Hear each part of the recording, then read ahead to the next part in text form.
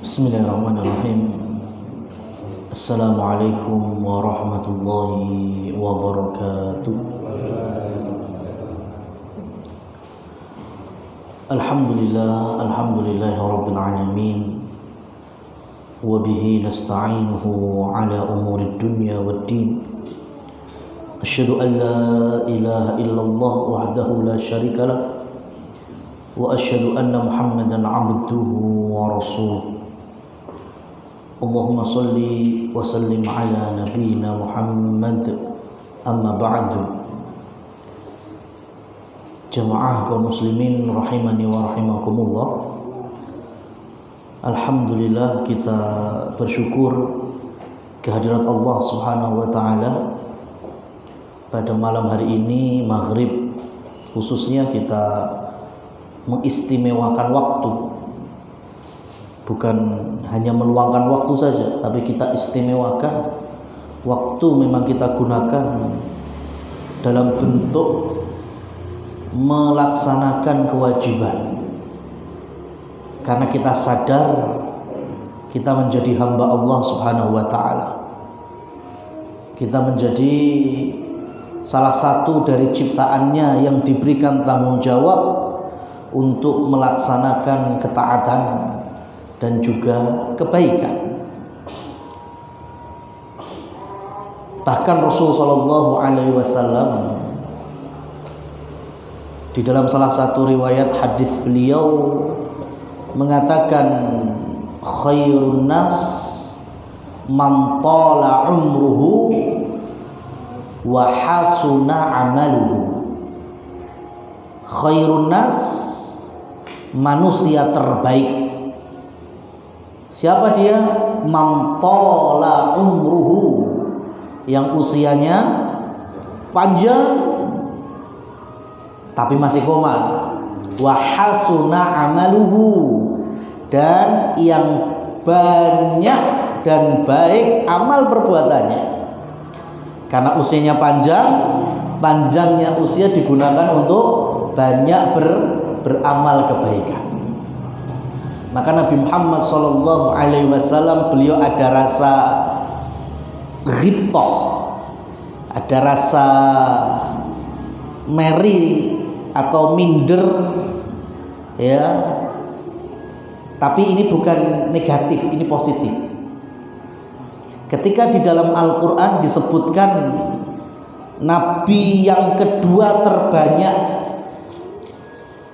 namanya ada, jelas di ayat-ayat Quran, selain Nabi Musa, yaitu Nabi Nuh alaihi salam. Nabi Nuh, bahkan di dalam Al-Quran ada surat sendiri, surat Nuh. Ya, berapa kali Allah sebutkan nama Nuh dalam Al-Quran itu? Ada yang tahu surat Nuh itu surat yang keberapa? Nanti kalau dilihat, ya, surat Nuh itu surat yang ke-71 dari 114 surat dari Al-Quran. 114 dikurangi 71 berapa? 114 dikurangi 71 ketemu berapa? Kok 70 kan? 114 dikurangi 71. Belum, masih salah. 114 dikurangi 71, 40. Sebanyak itu Nabi Nuh disebut dalam Al-Quran. Ya, sebanyak itu. Ini bukan ilmu godak-gadik matuk. Ya, belum selesai saya bilang. Nanti dari surat Nuh ke belakang sampai surat An-Nas tidak ada lagi lafaz Nuh ada dalam Al-Quran. Jadi Allah menyebut Nabi Nuh itu mulai dari ayat-ayat, mulai dari surat Al-Baqarah sampai surat Nuh itu tersebut 43 kali. Setelah surat Nuh, Nabi Nuh nggak disebut lagi. Meskipun ceritanya masih ada, tapi tidak disebut secara jelas cetok jeneng Nabi Nuh. Dan itu sisa dari Suratnya berapa itu? 43. Ini kalau bukan Allah, nggak ada manusia bisa bikin kayak gini. Makanya Al-Quran itu mukjizat. Dan Nabi SAW punya ghibtah tadi. Nabi Nuh usianya berapa? Ketika menjadi nabi itu masih silang pendapat dari para ahli ilmu. Kalau pakai dasar umumnya Allah mengutus para rasulnya roto-roto di usia 40 tahun. Maka ada yang berpendapat Nabi Nuh jadi utusan Allah juga usia 40 tahun.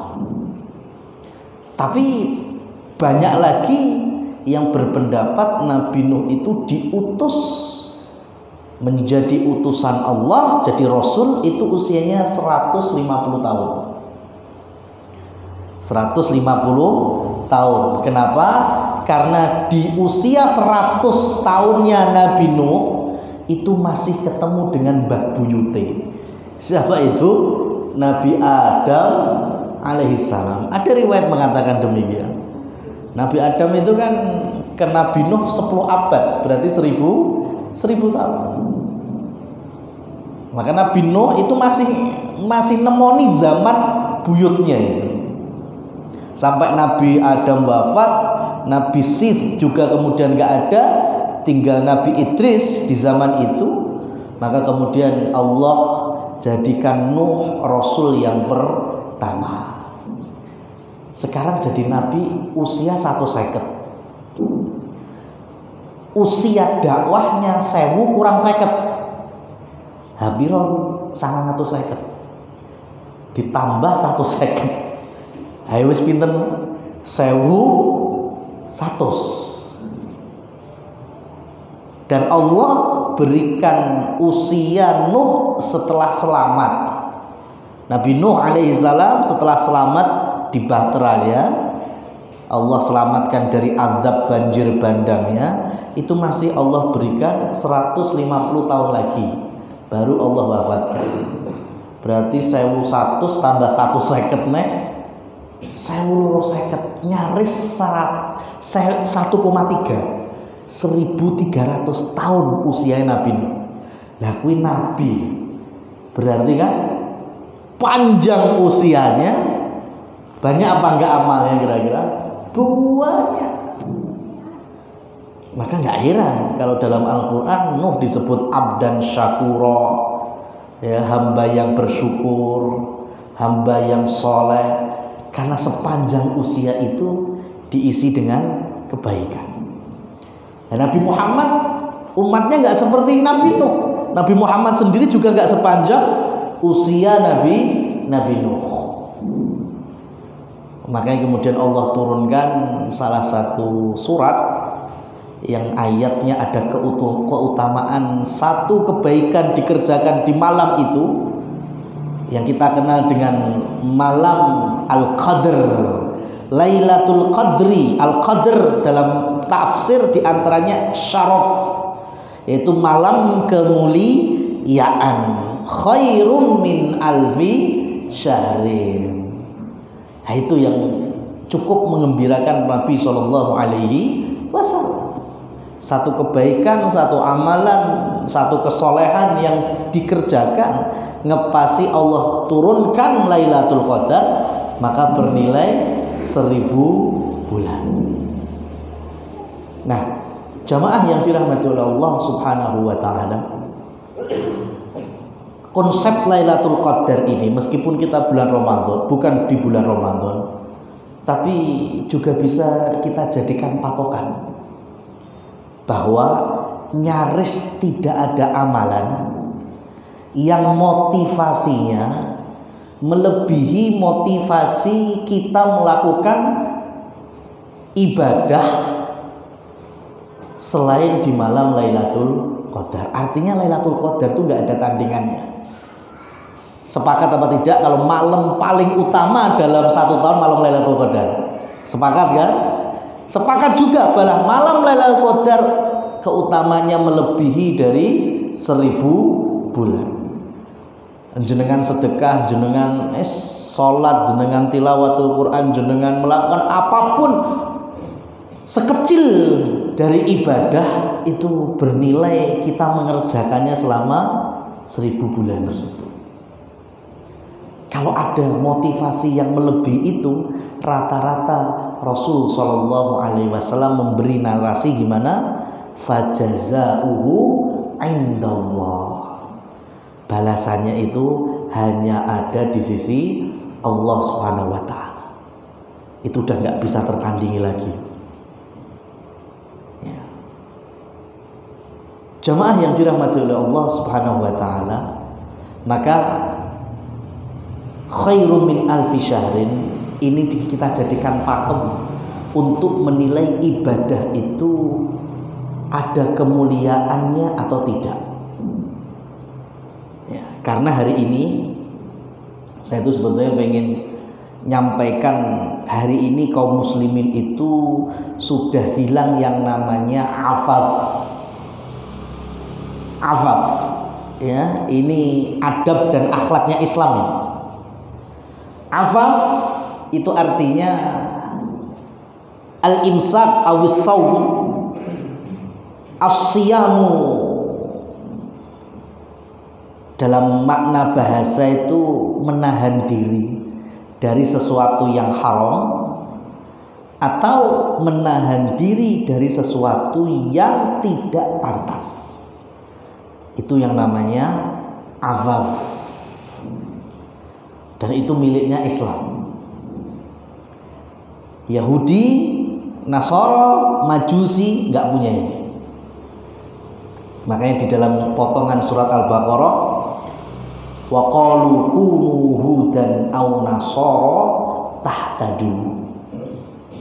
Orang Yahudi mengatakan jadilah Yahudi, jadilah Nasara kalau kalian pengen mendapatkan petunjuk.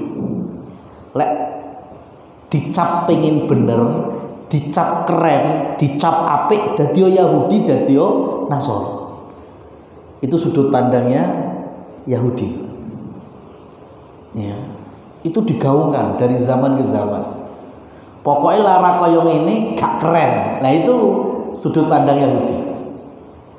Ya, wong wedok klambine nutup aurat ora keren. Sing keren ki yo sing fashionable. Ngono, sing terbuka. Ya, itu yang menunjukkan modern. Nah itu sing keren. Menungso isine ya titik-titik budal masjid, salat budal masjid, saat ora keren blas. Ya keren ki sing nongkrong-nongkrong. Nah, iya. Jadi definisi keren itu seakan-akan tidak dimiliki oleh Muslim, dipegang oleh siapa? Orang Yahudi, orang Nasara. Jadi nggak bisa sekarang kita ngomong, kita meyakini jenenge thalibul ilm, golek ilmu, ngaji keren, gini apa mboten? Ya, tapi di luar sana definisi ini masuk apa enggak? Enggak pas. Ya, karena memang dimiliki hanya kita.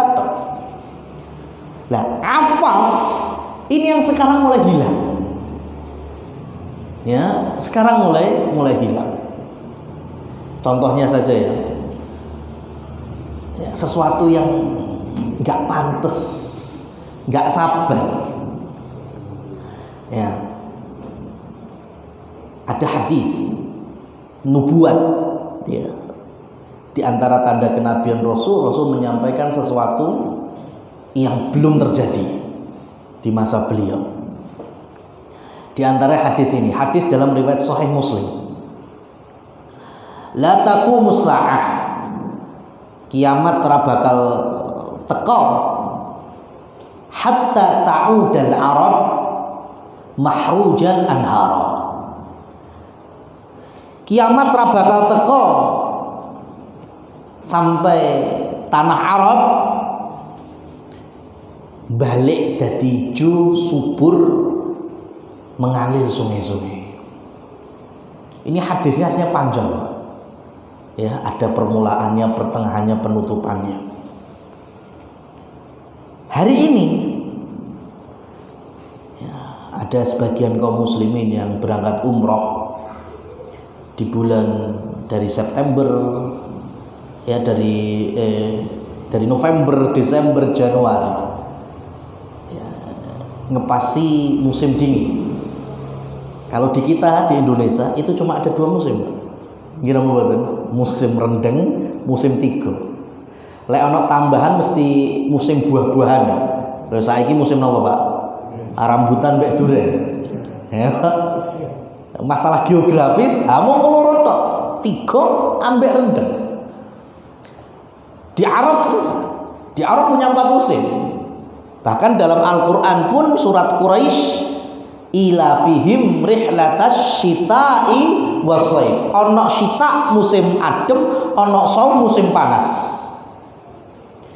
Nah, musim dingin di tanah Arab itu, khususnya hari ini di wilayah Saudi, itu memang intensitas hujan banyak. Curah hujan itu tinggi. Ya, bahkan ya tahaddus bin ni'mah. Saya tuh pulang ngancani jemaah umroh itu kan yang paling akhir Desember itu tanggal 27 saya baru balik, itu ngepasi suhunya itu bisa 11 derajat 13 derajat, dan dalam sepekan itu ngalami hujan deras. Bahkan Ka'bah terus sekali kita nggak melihat jelas Ka'bah itu saking derasnya ya, bahkan sebagian wilayah Mekah banjir. Lah karena nyembong banyu ya, pegunungan bebatuan itu tumbuh rumput ya, ada hijau-hijaunya baik yang di Mekah sekitarnya dan Madinah sekitarnya. Lah sebagian dari saudara kita itu akhirnya mengabadikan hal tersebut, diabadikan. Kur diabadikne kuwi ra apa-apa jane, Pak. Ya ta? Masalah bar diabadikan, diemplot. Ha iki sik mending lah kalau ngeplot tok. Masalah dadak diceritakne nyomot hadis. Nah itu yang membawa mau nggak mau kita harus menyampaikan kepada umat. Hadisnya hadis yang tadi saya baca. Ya kan? Wow, Mekah sudah hijau. Ada apakah ini? Akankah lusa kiamat? Judulnya meden-medeni tok, Mas. Ya. Jadi hijaunya Mekah hari ini, hijaunya Madinah hari ini itu langsung dikaitkan dengan potongan hadis tadi. Dan viral ya. Viralnya itu di sini, di Indonesia. Sing duwe lemah biasa wae, Pak. Artinya wong warga negara Saudi enggak gibrah-gibrah. Sing heboh itu kita. Ya. Aneh loh, Pak. Aneh. Makane sing video terus ngeplot terus nempeli hadis tadi itu lek gelem tak ajak umroh lagi di musim panas. Yo bulan-bulan sasi Juni, Juli, Agustus ya. Ayo tak ajak umroh nek. Ayo nekani panggonan sing persis wingi pas musim dingin, ambok video. Ya, di posisi yang sama, di tempat yang sama, jupukan video nih. Loh, kok wis beda? Ya, kok wis gersang nih? Ya memang seperti itu. Secara geografis sangat dimaklumi. Ya, jenengan pernah dolan arah ke Waduk Kedungombo, Pak? Ya, pirsa to jenengan? Ya, daerah Kedungombo jenengan lewat dari sini, ya, mulai dari Sumber Lawang itu, Ngiri, itu sampai Kedungombo. Hari ini yang jenengan lihat napa niku? Wah, ijo royo-royo. Ya, wis jatine ledung-ledung apa wae ijo. Seger. Karena mongso udan sak niku. Ayo coba ketemu mongso 3. Jenengan lewat arah Kedungombo niku. Apa jatine meranggas. Ya, entek ijo-ijone. Montoran bleduk tok. Ya. Itu di Indonesia yang kita masih tropis itu.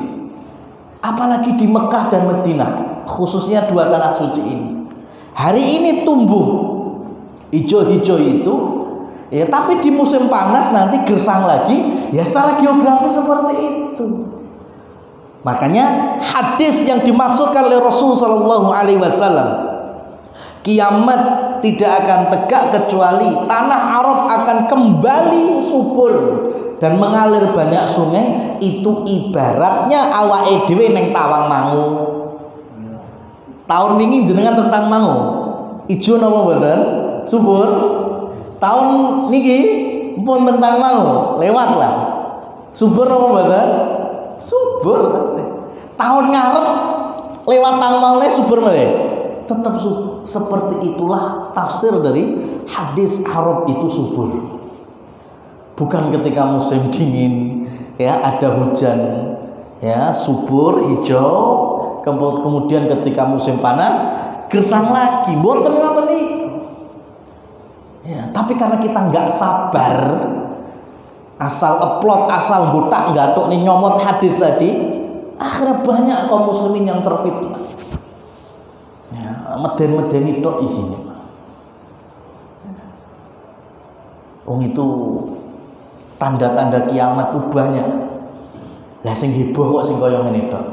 Rasul kan juga menyampaikan di antara tanda kiamat adalah nisaun ariyat mumilat, ya.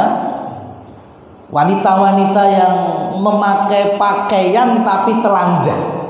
Itu kan diantara tanda kiamat. Terjadi apa enggak?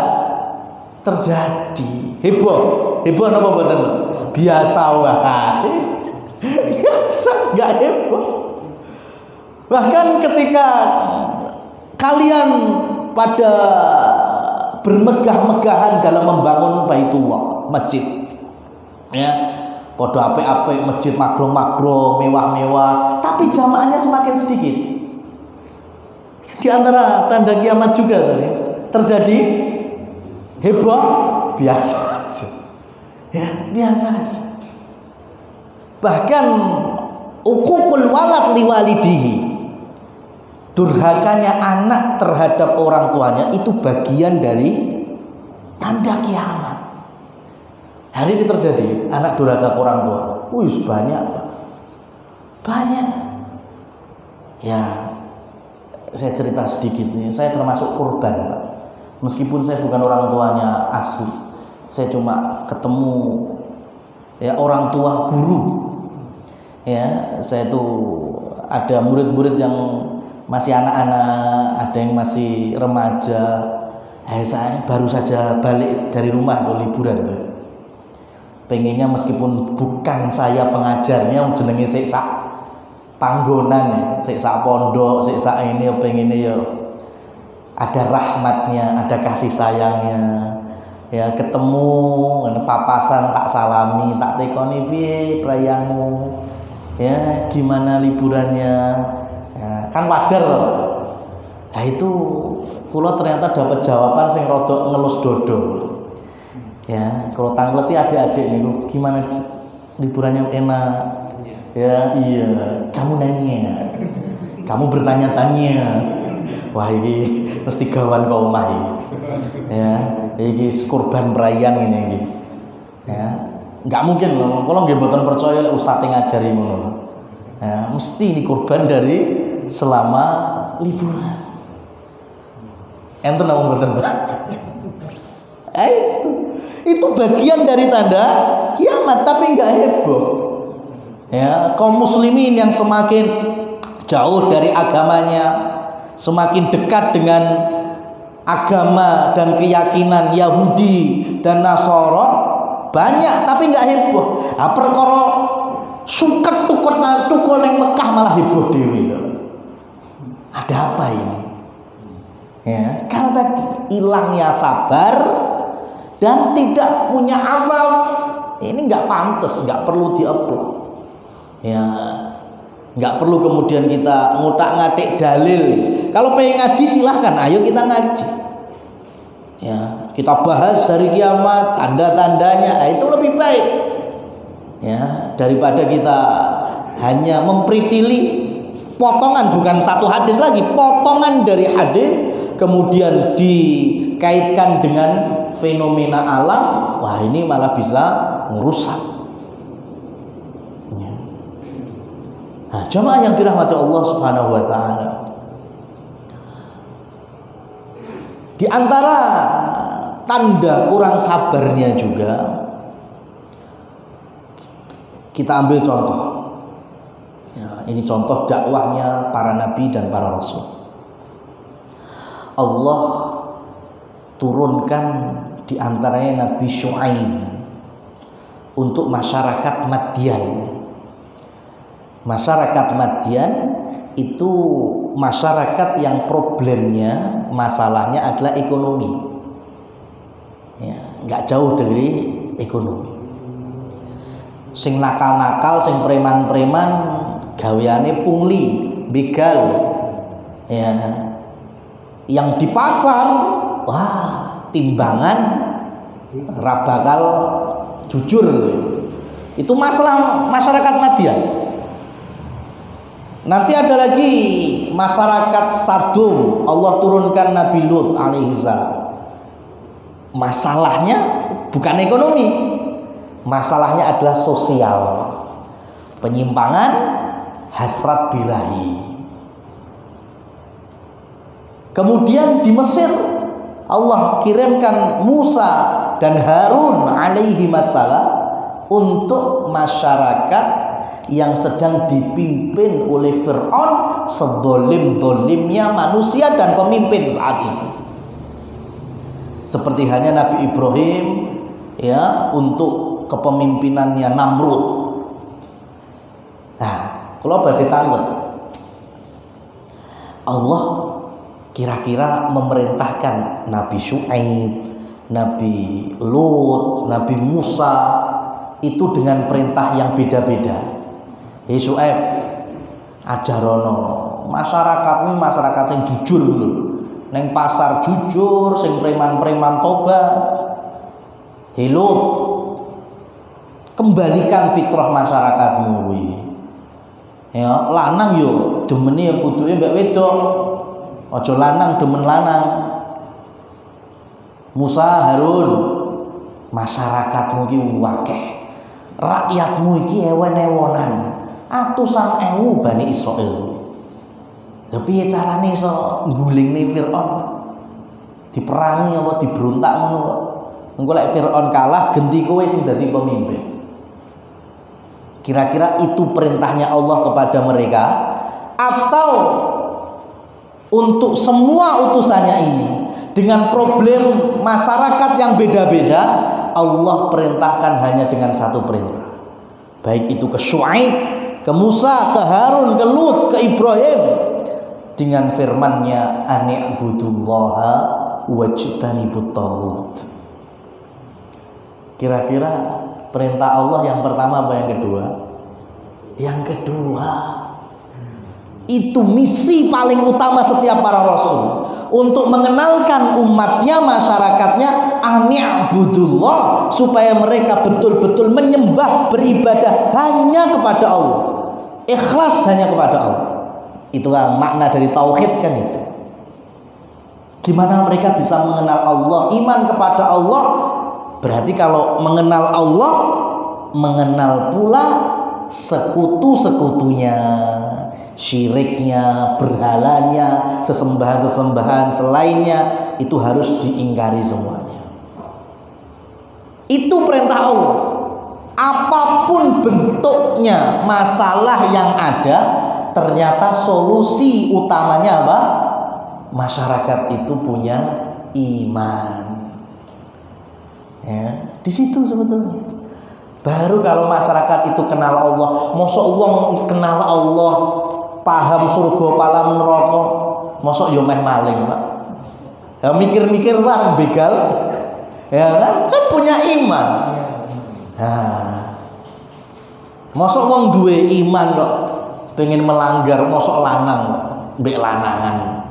Ya kalau lanang yo mbek wedok dengan jalur yang halal nikah.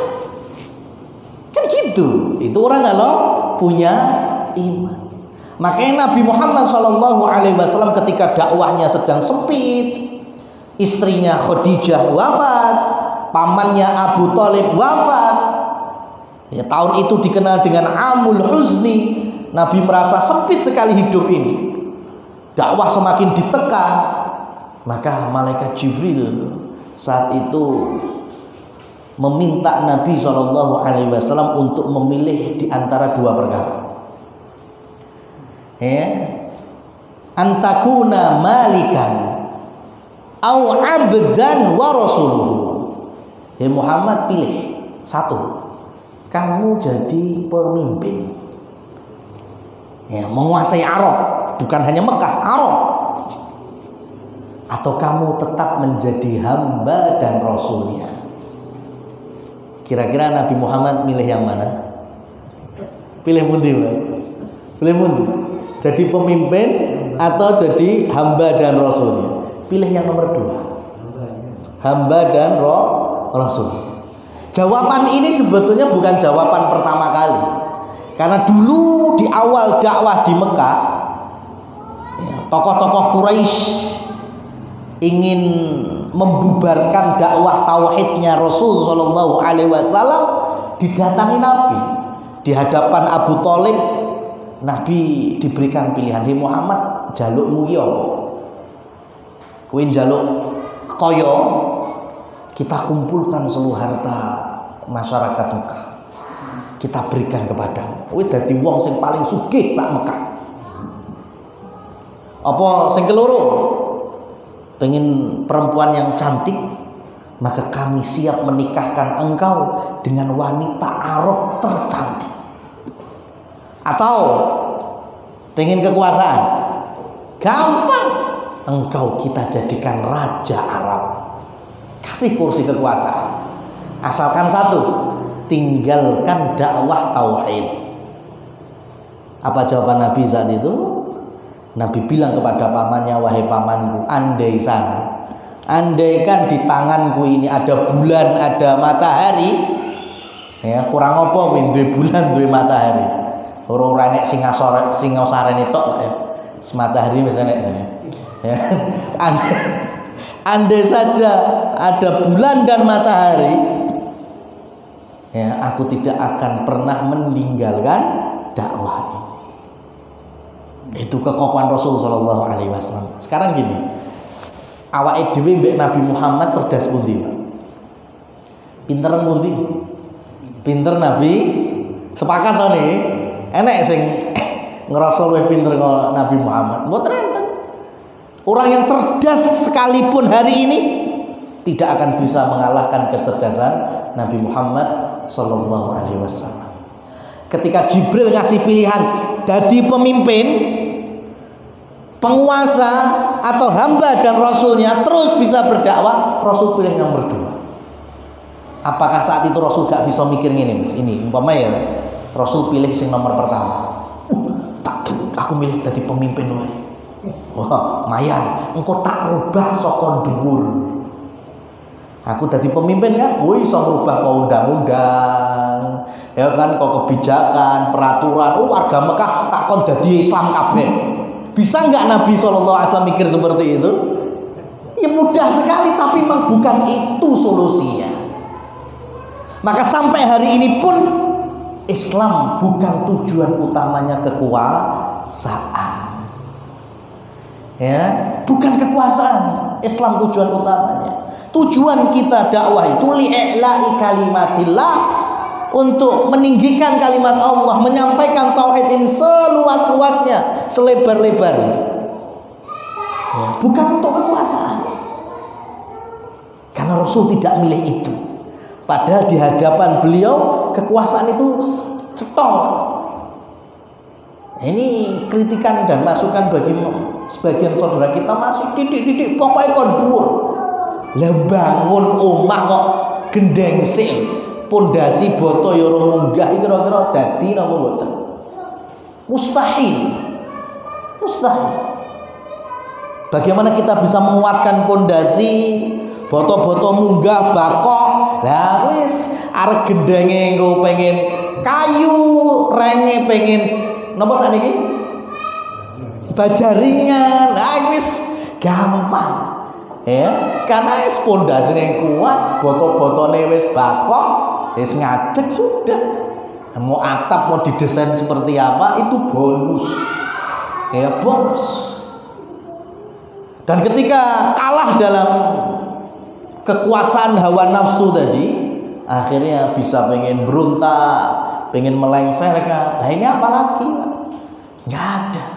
Syekhul Islam Ibnu Taimiyah menyebutkan, kalau kita mau mengumpulkan seluruh para nabi dan rasul, jumlah total mereka, meskipun ada perbedaan ya antara Imam Ar-Razi, Imam Suyuti, anggaplah seluruh para nabi jumlahnya 300 sekian ribu itu, yang berjihad sampai perang pedang, kata Syekhul Islam Ibnu Taimiyah, itu adadun qalilun, itu bilangan yang sangat sedikit.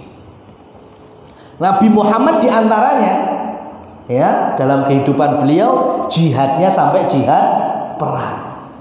Tapi kalau dikumpulkan seluruh para nabi dan rasul, sangat sedikit yang jihadnya itu sampai perang. Itu menunjukkan bahwa peperangan itu bukan tujuan utama dakwah Islam.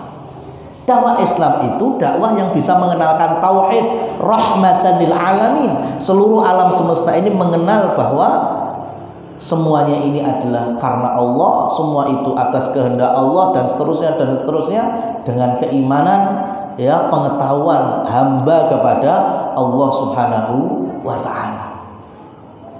Nah ini, ya, ketergesa-gesaan kita. Ya, makanya ada kaidah man ta'ajjala qabla awanihi uqiba bihirmanihi.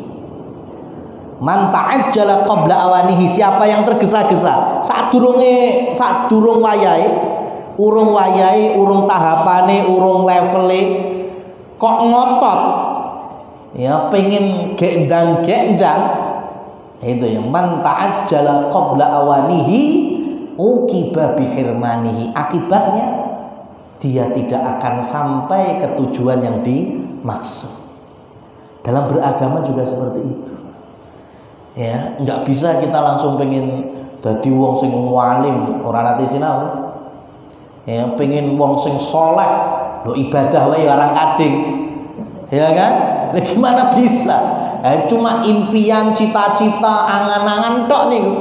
Ya, karena nggak dilangkahi nih tahap-tahapannya. Maka hari ini afaf kita, ya, itu mulai hilang rasa itu. Gampang sekali kita terbuai oleh hawa nafsu, ya, mudah sekali kita melakukan hal-hal yang dilarang karena hanya untuk terkenal, hanya untuk sebuah konten. Kalau anak muda hari ini, itu menunjukkan bahwa afaf itu sudah mulai hilang, tidak sabar, ya, padahal kesabaran itu penting sekali, ya. Ibadah hati, ibadah pikiran, sabar itu sudah nggak ada ujungnya. Makanya nggak ada istilah sabar ada batasnya, itu down. Sabar itu nggak ada batasnya. Batasnya ya kalau kita sudah sampai surga itu ya wis, gak perlu sabar nih, gak perlu ngempet nih. Nah, ma'asyiral muslimin wal muslimat rahimani wa rahimakumullah tabaraka wa ta'ala. Oleh karena itu tadi saya ingin bilang, kita punya pakem Lailatul Qadri khairum min alfi syahrin, bahwa malam kemuliaan itu kebaikannya melebihi 1000 bulan. Ini bisa kita jadikan sebagai acuan untuk amalan-amalan yang kalau disandarkan kepada Nabi, dalam tanda petik jari Nabi, hadis Nabi, gitu kan, ya, kok ngeluwihi kebaikan Lailatul Qadar niku jenengan atos-atos. Ya, niku biasanya ciri-ciri hadis lemah utawi hadis palsu. Ya, hadis lemah utawi hadis palsu. biasane untuk memotivasi kaum muslimin ben nindakne amalan kuwi digawe engko lek nindakne ngene entuk kaya ngene, nindakne kene entuk kaya ngene. Termasuk bulan ini. Alhamdulillah kita diizinkan oleh Allah memasuki bulan mulia, bulan Rajab. Ya, wa minha arba'atu hurum. Inna iddatas syuhuri indallahi 12 syahrun. Dalam 1 tahun di sisi Allah itu ada 12 bulan. Dan di antara 12 bulan itu ada 4 bulan yang mulia. Dzulqa'dah, Dzulhijjah, Muharram, Rajab. Nah, kita sampai di sini. Artinya ketemu Sya'ban, Ramadan, poso meleh, Pak. Semoga kita bisa sampai di Ramadan tahun ini, Allahumma amin. Nah, bulan Rajab itu bulan mulia. Kita nggak menafikan itu. Dan kesepakatan para ulama, apa saja sing dikerjakne ya dari bentuk amal soleh di bulan mulia itu pasti dilipat gandakan. Jur sewalike dosa, kedoliman, maksiat sing dilakoni neng bulan haram, bulan mulia, kuwi yo catetan keburukannya dilipat gandakan. Berarti jenengan menawi terbiasa poso Senin Kemis teng sasi-sasi teng dino-dino biasane ketemu Rajab jenengan tetep poso Senin Kemis kinten-kinten pahalane dilipat gandakan apa mboten? Dilipat gandakan. Ngene mboten. Jenengan biasa salat malam, tahajud, duha. Lah kok neng bulan Rajab tasih istiqomah niku kinten-kinten dilipat gandakan juga? Iya, betul. Jenengan sregep ngaji, ya, sregep maca Quran, pengaosan. Lah kok ngepasi bulan Rajab masih melakukan ibadah yang utama seperti itu, wah ini dilipat gandakan. Artosipun silahkan. Sing biasa Senin Kemis, nggih monggo. Sing urung ya coba. Sing biasa tahajud, duha, nggih monggo istiqomah kan. Sing gong nate ya coba tindakno. Ya, yang seneng ngaji, seneng sholat sunnah, rawatibnya, sholat wajib jamaah, silakan. Jangan diputus amalan itu. Angsal mboten? Angsal. Yang menjadi masalah adalah ketika muncul ibadah-ibadah khusus di bulan Rajab. Yang menjadi masalah kalau ada ibadah khusus dan itu disandarkan dari sabda Nabi SAW.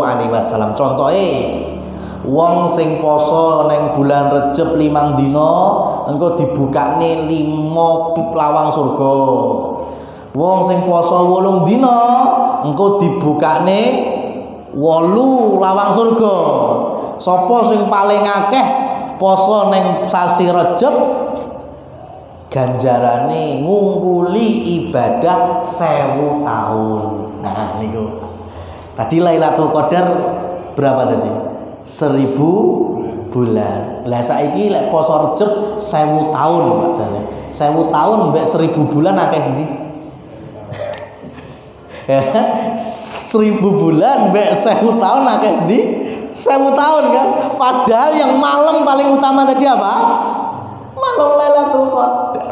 Berarti Qur'annya nggak mungkin salah. Quran shadaqallahul adzim. Maha benar Allah, maha ya benar Allah dalam firman-firmannya. Berarti sing masalah pundi? Sing daku-daku 1000 tahun iki. Ini perlu dikritiki. Mosok iya ngungkuli Lailatul Qadar. Nah itu Pak salah satu mempermudah jenengan supaya iki tenan ora jenengan timbang mawon. Biasane motivasi pengen wudu. Ya kan kowe umurmu ngluwihi 1000 tahun. Nah, itu mesti abal-abal ya. Itu bisa dipastikan hadis palsu. Dan naudzubillah enek wong sing wani-wani berdusta atas Rasul sallallahu alaihi wasallam. Padahal Nabi sudah mewanti-wanti man kadzdzaba alayya muta'ammidan falyatabawwa maq'adahu finnar. Sapa wonge sing wani-wani mendustakan aku, mendustakan Nabi hari ini ya dengan memunculkan hadis-hadis palsu, maka bersiap-siap cari tempat duduknya di neraka. Ya. Lah sakniki mungkin wis ora enek wong sing wani gawe hadis palsu.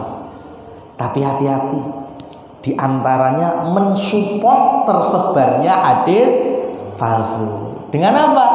Halek jenengan dikirimi WA nih, broadcast twing ibadah di bulan Rajab, ya kan? Lek poso ngene, salat khusus ngene. Wah, jangan berhenti di tangan Anda. Ya kan, jadikan jempol Anda berpahala, sebarkan kepada yang lainnya. Dan jenengan ini melu nyebarnya ini klunting. Nah itu namanya mensupport tersebarnya hadis palsu. Nah itu. Nah, iso ngono langsung dihapus Pak, delete. Ini setan ini. Nah, ini setan. Nah, seperti itu. Nah, ini usaha kita supaya kaum muslimin secara umum dan kita secara khusus bisa melakukan ibadah itu dengan baik dan benar. Yang disebut abror, ya, itu yang baik karena kita ikhlas, baik karena sesuai dengan tuntunan Rasul Shallallahu Alaihi Wasallam. Ya, jadi silahkan mau ibadah di bulan Rajab, silahkan, tapi ibadah-ibadah yang memang ada tuntunannya. Kita tidak merendahkan bulan Rajab, bahkan kita muliakan. Yang kita kritisi adalah amalan-amalan yang khusus yang Rasul Shallallahu Alaihi Wasallam, Abu Bakar, Umar tidak pernah mengenal ibadah tersebut. Wallahu a'lam bishawab. Demikian yang bisa kami sampaikan. Semoga Allah barokahi waktu kita, Allah berkahi ilmu kita, Allah jadikan kita golongan yang saleh, golongan yang ittiba dengan Rasul sallallahu alaihi wasallam. Fa subhanakallahumma wa bihamdika asyhadu an la ilaha illa anta astaghfiruka wa atubu ilaik. Wabillahi taufiq wal hidayah. Wassalamualaikum warahmatullahi wabarakatuh.